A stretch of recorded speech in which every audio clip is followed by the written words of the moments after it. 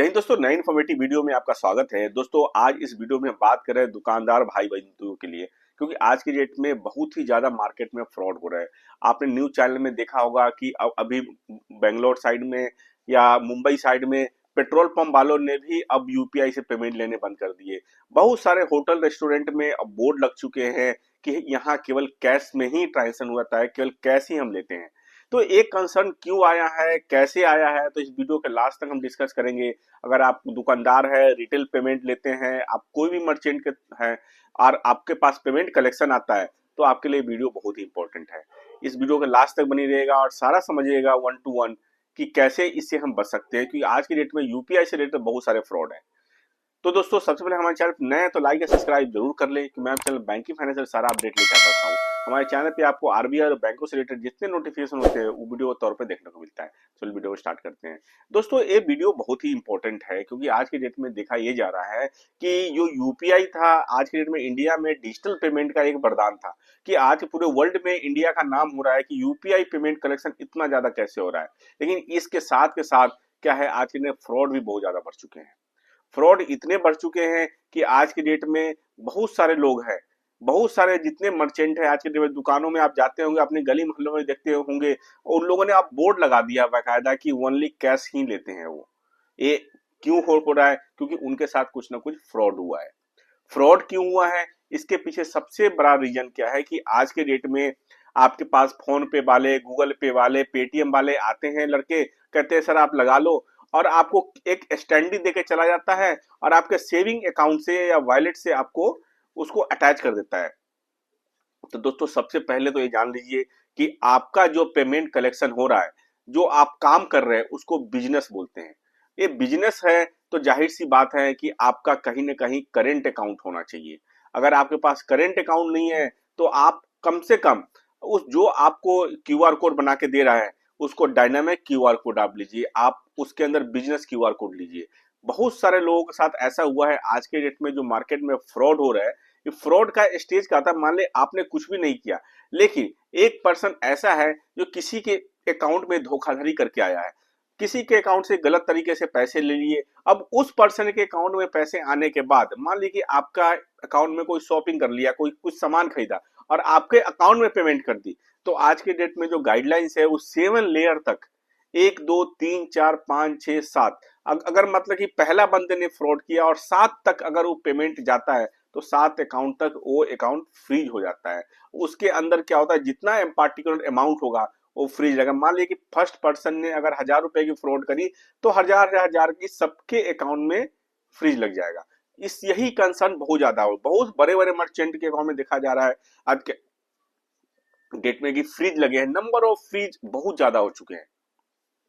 ये सारा कुछ कंसर्न हुआ है। यही पेट्रोल पंप वालों के साथ हुआ है अभी महाराष्ट्र में, कि वहां पेट्रोल पंप जो भी पेट्रोल पे भरवाने आ रहे हैं, लोगों ने क्यूआर कोड दिया, वहां फ्रॉड हो रहा है।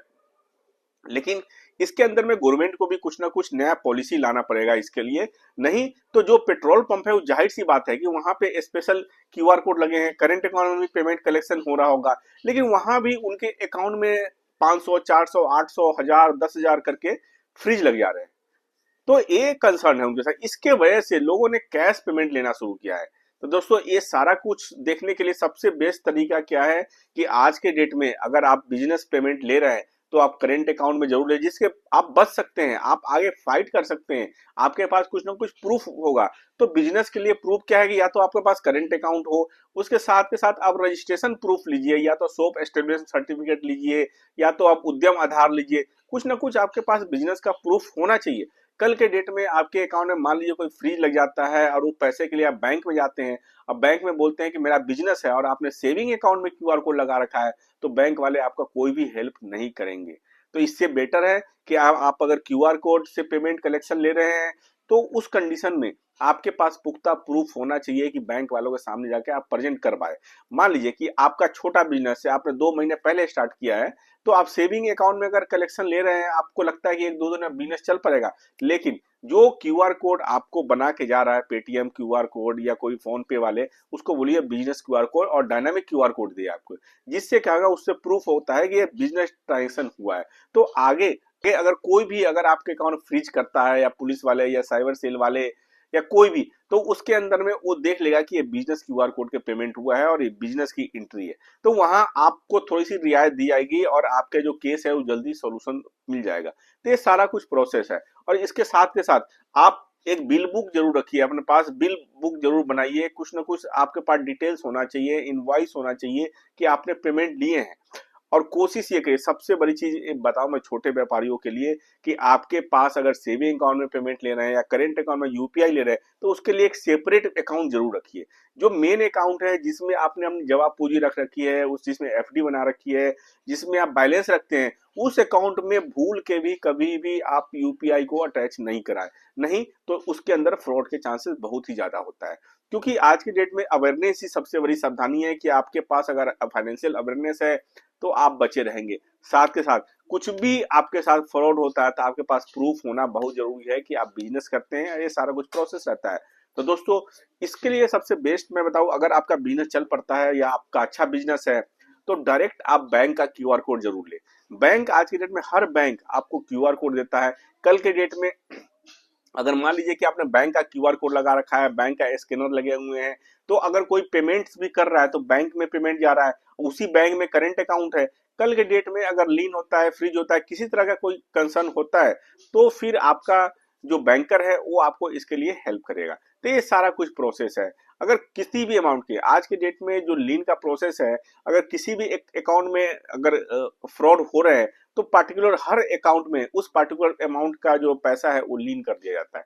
तो ये सारा कुछ प्रोसेस है। इसने बचने के लिए आप अवेयर रहिए और अपने आप को अपग्रेड करिए। अगर आप बिजनेस कर रहे हैं तो जैसा फ्रॉड चल रहा है उसके अगेंस्ट में आपके पास कुछ ना कुछ सारा पुख्ता प्रूफ होना चाहिए कि इससे कैसे बचा जा सकता है।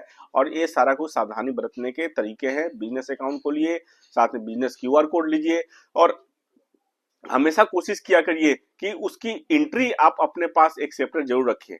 तो दोस्तों, आशा करता हूँ वीडियो बहुत ज्यादा इन्फॉर्मेटिव है। लाइक और शेयर जरूर कर ले, क्योंकि ऐसे इन्फॉर्मेटिव वीडियो आपको मिलता रहे। Thank you very much.